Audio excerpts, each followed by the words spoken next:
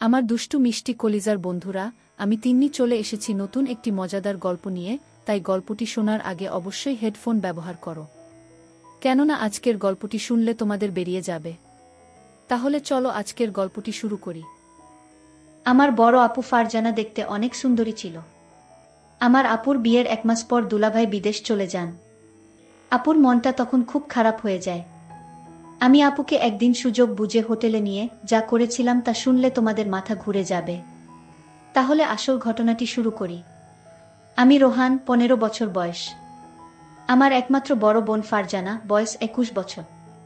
2 মাস আগে ফারজানা আপুর বিয়ে হয়েছে। দুলাভাই বিদেশে থাকে। বিয়ে করার জন্য 2 মাস আগে দেশে এসেছে। ফারজানা আপুকে দেখেই তার পছন্দ হয়েছে, তাই দেরি না করেই তড়িঘড়ি করে বিয়ে করেছে। আমাদের অর্থনৈতিক অবস্থা খুব বেশি ভালো না। বাবা একটা ছোট বেসরকারি প্রতিষ্ঠানে কাজ করেন। ঢাকা শহরে থাকা খাওয়ার খরচ সামলানো কঠিন। তাই দুলাভাই এর মতো একটা ভালো ছেলেকে পেয়ে বাবা আর মা কোনো দেরি করতে চায়নি। ফারজানা আপু বিয়েতে খুব খুশি ছিল। কিন্তু দেখতে দেখতে 3 মাস পার হয়ে গেল। আর দুলাভাই এর বিদেশ যাওয়ার সময় হয়ে গেল। বিয়ের 2 মাসের মধ্যেই স্বামী বিদেশে চলে যাবে, তাই ফারজানা আপু ভীষণভাবে ভেঙে পড়ল। তাই দুলাভাই সিদ্ধান্ত নিল যে 1 বছর পরেই দুলাভাই দেশে ফিরে আসবে। আর এই 1 বছর ফারজানা আপু তার বাপের বাড়িতেই থাকবে। দুলাভাই এর বাড়ি ঈশ্বরগঞ্জ জেলাতে। তাই বিদেশে যাওয়ার 1 সপ্তাহ আগেই ফারজানা আপুকে সাথে নিয়ে ঢাকাতে আমাদের বাসায় চলে আসলো। ফারজানা আপু আর দুলাভাই আসাতে বাবা, মা, আমরা সবাই খুব খুশি হলাম। দুলাভাই আর ফারজানা আপুর সাথে আমি খুব আনন্দের সাথে সময় কাটাতে লাগলাম।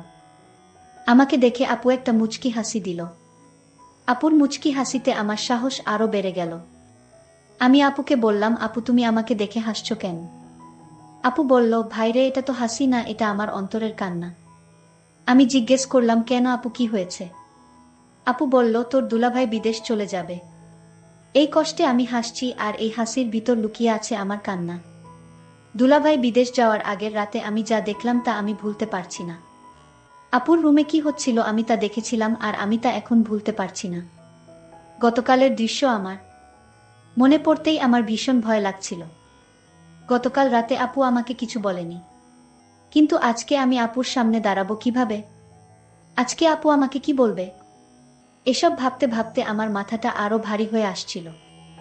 তখনই আমার মা চিৎকার করে আমাকে সকালের নাস্তা করার জন্য ডাক দিল। আজকে দুলাভাই বিদেশে চলে যাবে, তাই বাবাও আজ বাড়িতেই আছে।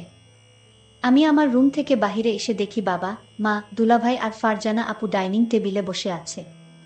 আমি মাথা নিচু করে এগিয়ে গিয়ে নাস্তা করতে বললাম। আমি ভয় করছিলাম যে কখন যেন ফারজানা আপু গতকাল রাতের প্রসঙ্গ তুলে সবার সামনে আমাকে বকা দিবে। কিন্তু তেমন কিছুই হলো না। ফারজানা আপু একদম স্বাভাবিক ছিল। আপুর আচরণ দেখে মনে হচ্ছিল যেন গতকাল রাতে কিছুই হয়নি। আপুর আচরণ দেখে আমি স্বস্তি পেলাম। দুলাভাই বিদেশে চলে গেল। ফারজানা আপু সারাদিন মন খারাপ করে থাকল। সেদিন রাতে প্রায় 12:30টার দিকে আমি আমার রুম থেকে বাহিরে এসে দেখি ফারজানা আপুর রুমের জানালা খোলা, আর রুমের ভিতরে লাইট জ্বলছে। আমি এগিয়ে গিয়ে আপুর রুমের জানালায় দাঁড়ালাম। জানালার পর্দাটা একটু সরিয়ে দিয়ে দেখলাম আপু বিছানায় বসে বই পড়ছে। আমি জানালায় দাঁড়িয়ে আপুকে দেখলাম। আপুর মনটা ভীষণ খারাপ হয়ে আছে। বই পড়তে পড়তে আপু জানালার দিকে তাকিয়ে দেখল আমি সেখানে দাঁড়িয়ে আছি। আমাকে কিছু না বলে আপু আবার বই পড়তে লাগলো। বই পড়তে পড়তে আপু বারবার আমাকে দেখছিল।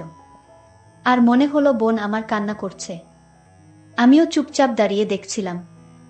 বেশ কিছুক্ষণ পরে আপু বিছানা থেকে নেমে হাতের বইটা টেবিলে রেখে জানালার কাছে আমার সামনে এসে দাঁড়ালো। আপু আমার চোখের দিকে তাকিয়ে বলল, কি রে, কিছু বলবি?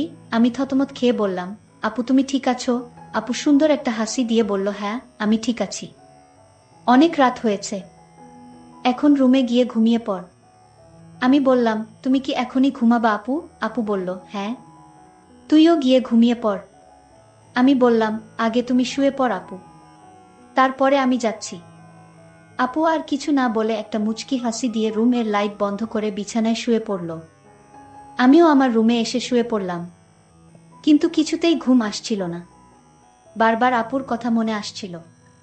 আপু দুলাভাইয়ের জন্য কান্না করছে। সকালে উঠে আবার সব কিছু স্বাভাবিক। দিনের বেলায় আপু কখনো রাতের বিষয়ে কোনো কথা বলতো না। দিনের আপু আর রাতের আপু যেন সম্পূর্ণ আলাদা। আমিও কখনো দিনের বেলায় রাতের বিষয়ে কথা বলতাম না। এভাবেই আমাদের দিন কাটতে লাগলো।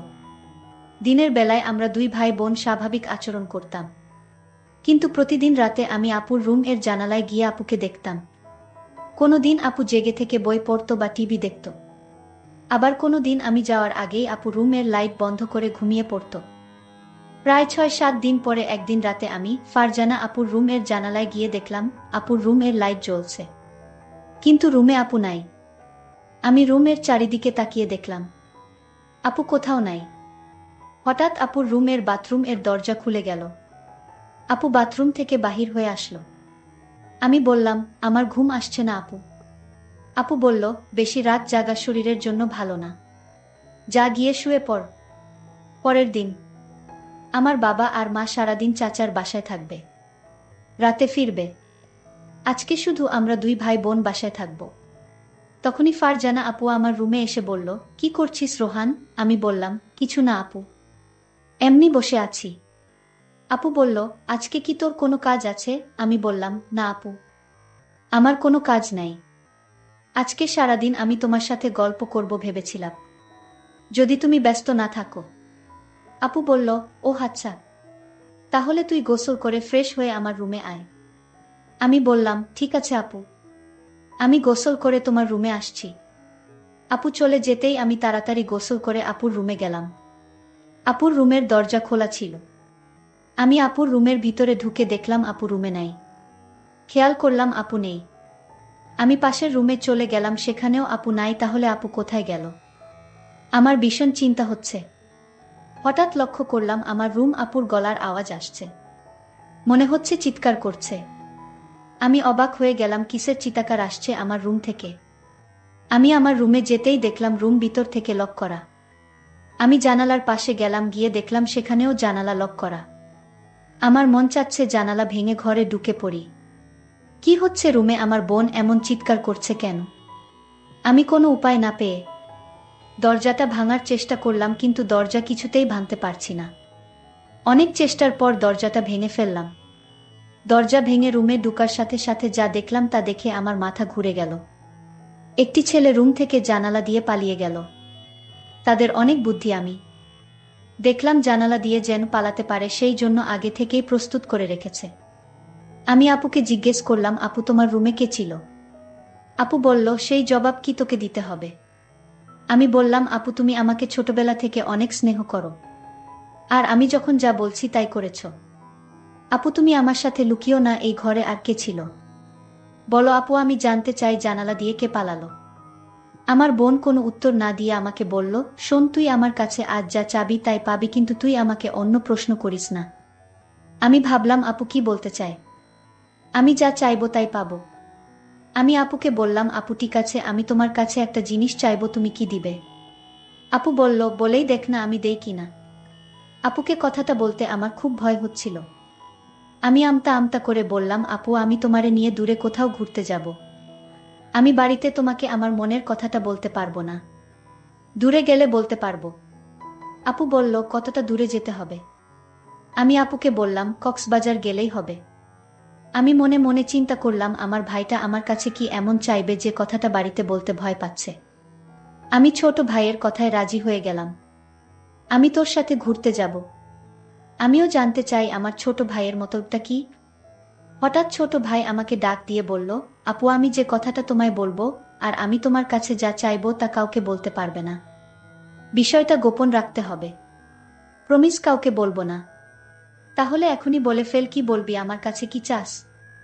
আপু আমি আগেই বলেছি আমি বাড়িতে বলতে পারবো না। তোমাকে কক্সবাজার নিয়ে তারপর বলবো। ঠিক আছে আমার লক্ষ্মী ভাই, তাহলে চল আজই আমরা কক্সবাজার চলে যাই। আপুর কথা শুনে আমার খুব আনন্দ লাগছে, আবার অনেক ভয় লাগছে। তাহলে চলো কালই আমরা কক্সবাজার চলে যাই। পরের দিন সকালে আমি আর আমার আপুকে নিয়ে কক্সবাজার রওনা দিলাম। আমরা সকল 8টায় বাড়ি থেকে কক্সবাজারের উদ্দেশ্য নিয়ে রওনা দিলাম। আমরা প্রায় রাত 8টায় কক্সবাজার গিয়ে পৌঁছলাম। সারাদিন গাড়ির জার্নিতে শরীরটা আমার অনেক ক্লান্ত হয়ে গেছে। আমার চোখের পাতা কিছুতেই খোলা রাখতে পারিনি। আমি ঘুমিয়ে পড়লাম। মানে আমার আপু ঘুমিয়ে গেল। আমি আপুকে বললাম, আপু কিছু খাবে না, আমি বাহির থেকে খাবার নিয়ে আসি। আপু বলল, না আমি কিছুই খাবো না, তোর ইচ্ছা থাকলে তুই হোটেল থেকে খেয়ে নে। আমি বললাম, আপু তোমাকে রেখে আমি কি খাইতে পারবো? আপু বলল, ডিস্টার্ব করিস না, আমি ঘুমাবো, তুই যা পারিস তা কর। বেন বেন করিস না, কাল কথা হবে, এখন ঘুমা। আপুকে ঘুমের মধ্যে অনেক সুন্দর লাগছিল। আমিও ক্লান্ত শরীর নিয়ে ঘুমিয়ে পড়লাম।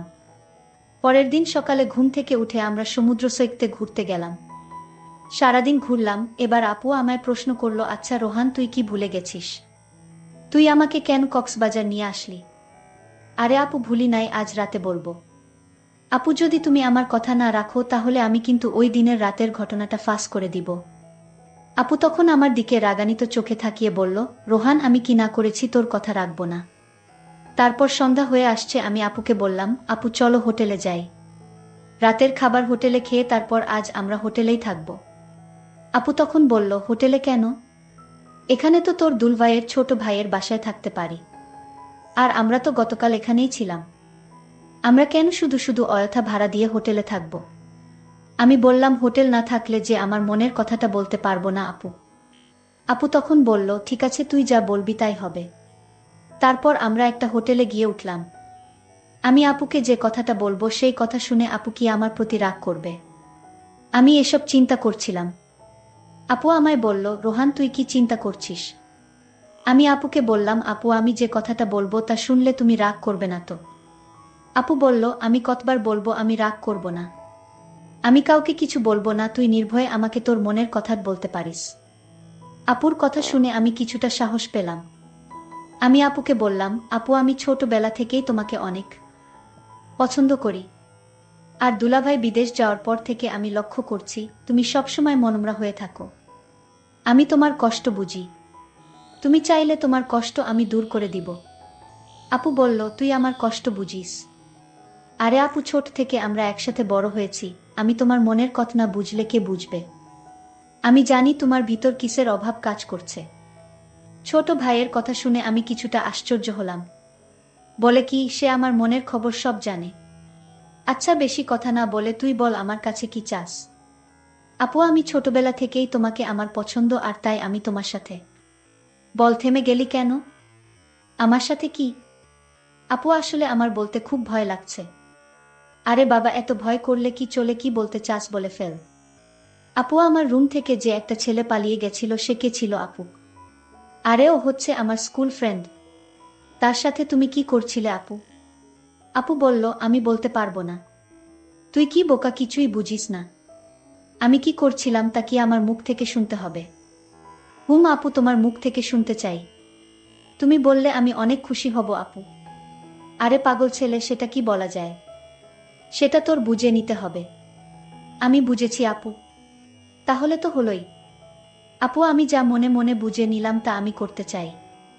ঠিক আছে, আজ আর কোনো কথা নয়, যা হবার কাল হবে। আপুকে বললাম, আপু কাল হবে তো? আমার কথা রাখবে তো? আমি বললাম, আমি কি তোর সাথে মিথ্যা কথা বলেছি? আমারে কি তোর বিশ্বাস হয় না? যদি বিশ্বাস থাকে তাহলে এখন ঘুমা, কাল সব হবে। প্রিয় বন্ধুরা, আজ ব্যস্ততার জন্য গল্পটি শেষ করতে পারলাম না। বাকি ঘটনাটি আগামীকাল আপলোড দেওয়া হবে। সেই পর্যন্ত সবাই ভালো থাকবেন, ধন্যবাদ।